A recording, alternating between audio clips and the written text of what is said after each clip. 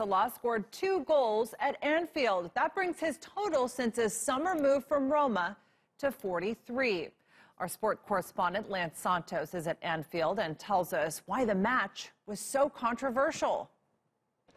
Anfield has a habit of delivering magical European nights, and this evening it was no different. The Liverpool supporters have been waiting a decade to get to this position, the last 4 of the Champions League, and they breezed past arguably the greatest side in Europe, Manchester City, last week, the English Premier League champions, with ease. Nobody expected them to do it again against Roma, but before you know it, Mo Salah, the Egyptian king as he's known around here, had bagged himself 2 goals. Every time Liverpool got the ball, it looked like they could score. Mane should have had his own hat-trick before half-time, and before you know it, it was 5-0 to Liverpool. Some fans here would have been excused for booking their flights already to the Ukraine. Kiev is where the final is, but it wasn't to be. And legendary nights here at Liverpool turned into a very good one, winning 5-2. 2 late goals from Roma kind of spoiled the party. Behind the scenes in the changing rooms, you'd expect the Liverpool players would have bitten your hand off before the game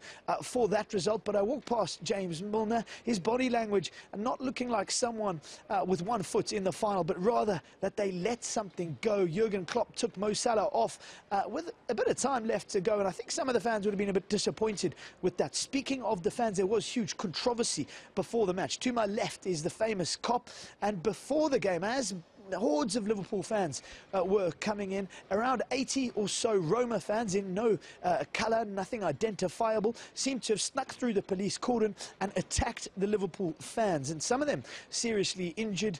Police are now investigating a serious assault at Anfield. There are pictures. It's not clear whether they are Roma fans or Liverpool fans carrying weapons, one man even carrying a hammer into the ground, well, near the ground where the attack took place. So some sour scenes before the game that police are investigating. There was the flares that we saw used against Manchester City's team bus. They were in action again tonight, despite the police warning that that wouldn't happen. So that putting a bit of a dampener on proceedings here.